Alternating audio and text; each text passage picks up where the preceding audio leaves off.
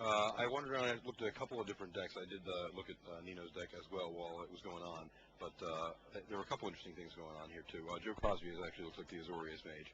Okay, so he was well, he's on Therosa's left. Okay. Right, I didn't get over to see people on the other side of the table, but I know Joe. Did you get to see Rasmus Seabass, Bigoots? I only saw his earlier picks, and it did not look like he was Azorius, but I didn't get his early picks were Simic? His early picks were Civic inclined, but I didn't see a lot of his Dissension pack draft, so I can't give you reliable information on that. I was mostly on the other side of the table trying to see what was happening with the doubling season that ended up in Christian's deck, and okay. Which it doesn't actually look like he might even play the doubling season. He really has very minimal green in his deck. That's too bad. Well, he did pick up a fist, so it looked like he might be able to play and get some advantage out of it. But I don't think the green cards are there, because early on, as you know, we had Rasmus in green, then you had and started in green.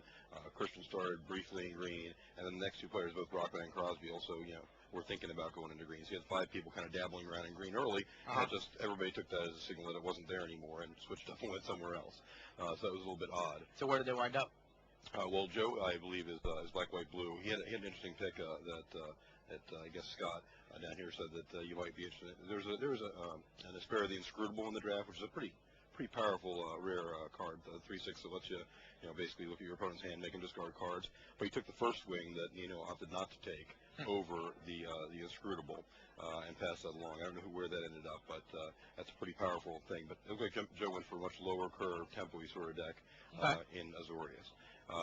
Then I believe that we have more kind of a red-black inclination for Christian, but the Rakdos cards didn't seem to be in the draft anywhere. Now that you mention it, Antonino never even had a look at one. I didn't see him at all.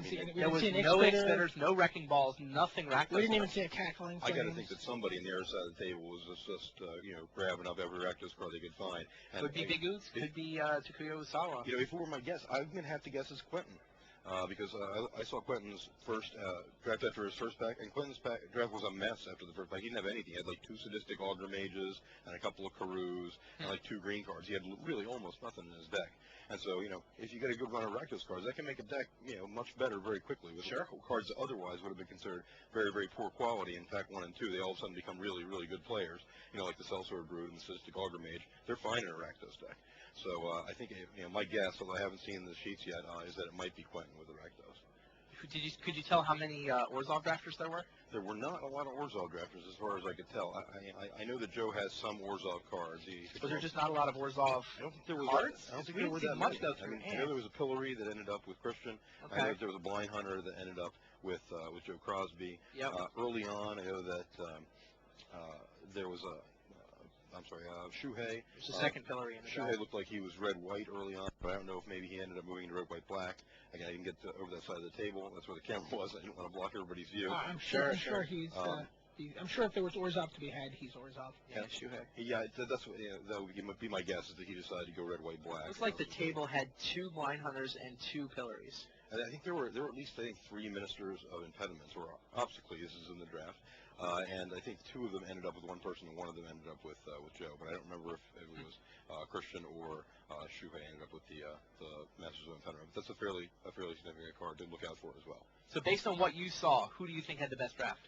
I thought Nino's draft was fantastic going into the 3rd pack. I mean, everything felt right with that triple Steam Core Weird and the Ogre Savant. It looked like he was totally set up. But I really don't understand why he wouldn't take the Chancery there. I mean, if he's unsure about going white with the early 2 draw, the Chancery still lets him splash his white essentially for later. Plus fixes his event. He has no Karus. He has no Signets, and he's going to have to play like at least 17 land in that deck, which risks you a land glut, which you don't really want to hit. Although, of course, he does have the Demon Fire and needs the extra mana to activate the defender, the rare defender guy. So I think Nino's deck went very well. I like to look at Joe Crosby's deck from what I saw behind it, and I got to think that there is some pretty powerful Rakdos deck prowling around, but I don't know who has it. Okay. And if it's Shuhei, we're set up for a pretty titanic quarterfinal match here. Yeah, that will be the quarterfinal match: Shuhei Nakamura versus Antonino DeRosa. So yeah, I'd say that's going to be an exciting match. It's like arguably the 2 most kind of heavy hitters in the draft. Yeah, I think those are the 2 biggest names in the top 8. And they got paired randomly in the quarters. Sure. So it's kind of unfortunate that I'm sure they were like, wow, I wish I would have played somebody else. Although obviously not Rasmus, even though it's his first draft, because he's been destroying the format all weekend. But that should be a really great match. I hope everybody's man rolls out well and they get to fight. Yeah, Rasmus winds up playing Aaron Brackman. Is on the other side of the bracket, other side of the bracket. Well, thanks, John. Sure. Hey, thanks a lot. We'll let you go take a look at the players who they build their decks. We'll talk some more I'll to take you a peek, before and the... we'll talk about it in a couple minutes. We'll meet you in a couple minutes. Take care. Bye. All right.